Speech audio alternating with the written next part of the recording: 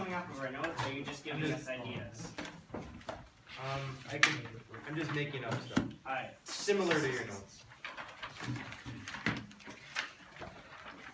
So we'll do x cubed plus 4x squared minus 5. That looks like similar to what we're doing there. I just looked at your notes. That's too close.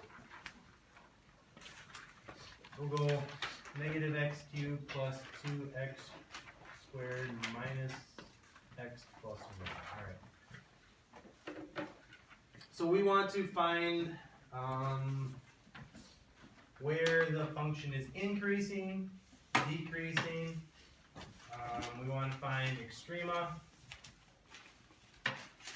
We want to find where it's concave up, where it's concave down, or if there's inflection points. All right, we don't know how to do all this stuff yet.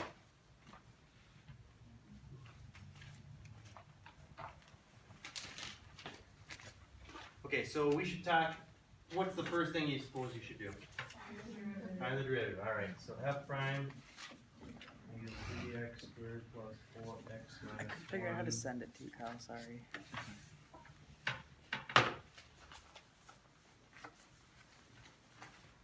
Alright, so let's set that equal to 0. And somebody quad it, please. 6.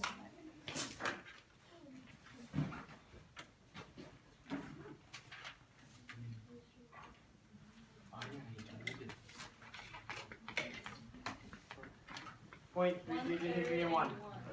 Really? 1/3 and 1. 1/3 and 1? Yeah.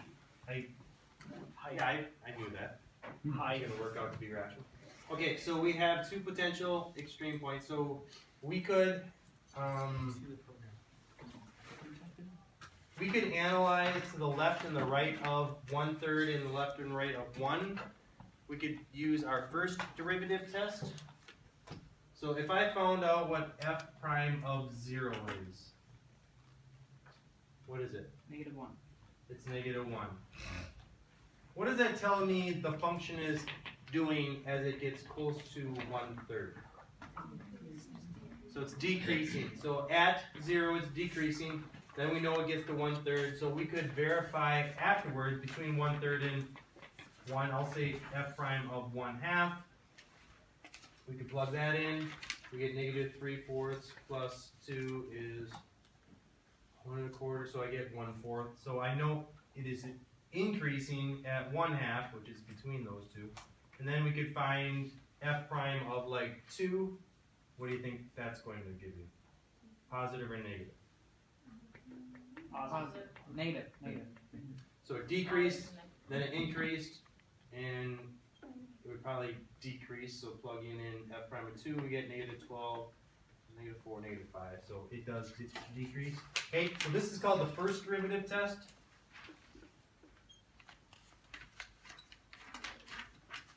This is not used very often at all. Okay, sometimes it has to be used, where we keep this in our back pocket, but this is not what I would do to verify if that's a min or a max. So based on the first derivative test, 1/3 was it a min or a max? So I don't know. let's kind of make a sketch here. It was a max. It was a max. At 1/3, like to the left of 1, it's decreasing at 0. And after 1/3, it's increasing. And then after, this is 1, this is 1/3. So 1/3 looks like it's a min, 1 looks like it's a max, right? That's based on the first derivative test. Again, that's not what I do, but that's one test that we have. A better test would be to check the concavity.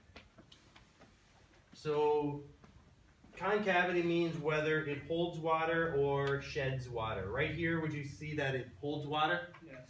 Okay, right here it's going to shed water. Yeah. So kind of like if it opens up, it's concave up. Opens down, it's concave down. And we have a negative first derivative, like right here, and then there's another first derivative, there's another first derivative. So how would you describe, as I go to the right, what's happening to my first derivative at that point? It's smaller.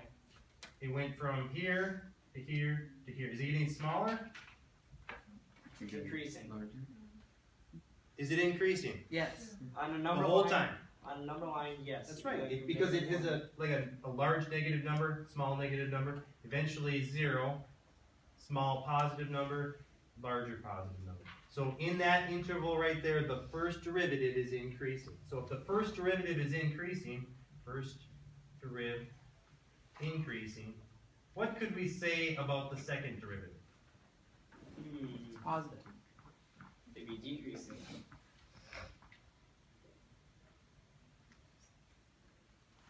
If a function is increasing, what do you know about its derivative? It's positive. So this first derivative, if that was the function, if it's increasing, what could we say about its derivative? It's negative. It's positive. It's positive, it's increasing. Yeah. Okay? So the second derivative of the original is positive. Okay, so the definition, if it's concave up, then the second derivative is positive. Okay, as we get close to here, here's my derivative. What's happening to it? Decrease. The first derivative is decreasing. The tangents are decreasing.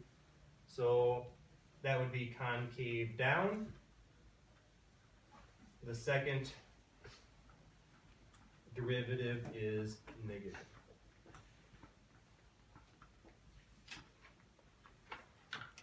Okay, so it looks like they're increasing to about like right here, and then they start to decrease, right? Do you see that? At some point, it's going to go from increasing to decrease, and that's called an inflection point. Inflection point.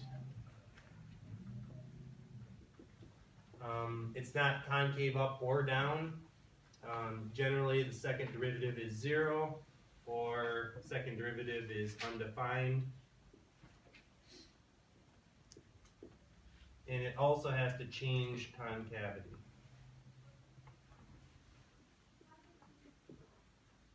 So it has to meet one of these, and it also has to change concavity. On one side to the other side, it has to change concavity. All right. So I'm kind of teaching a lesson within one problem. So where are we with this problem? We know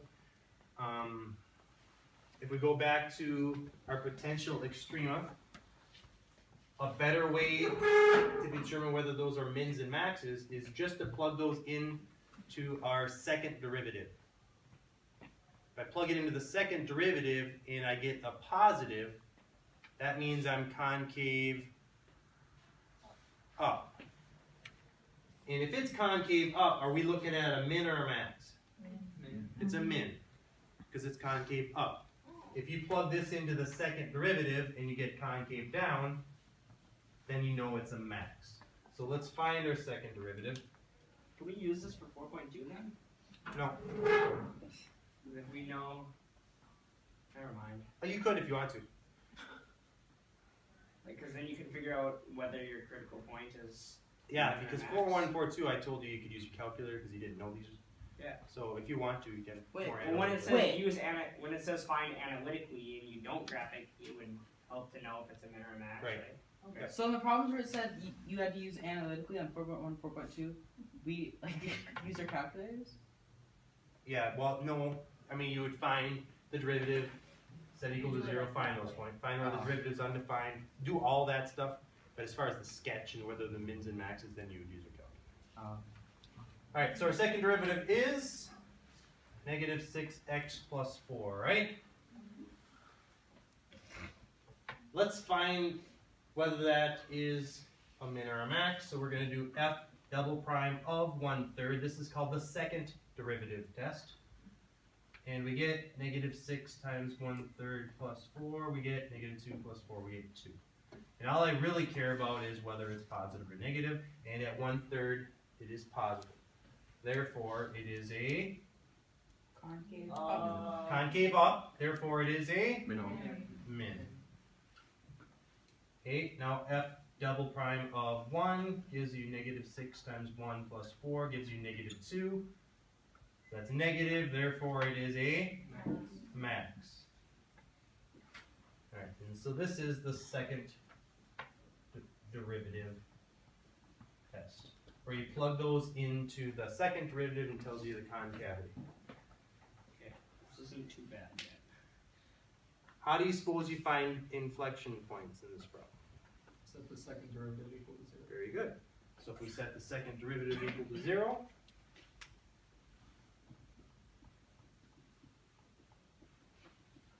so x equals 2/3.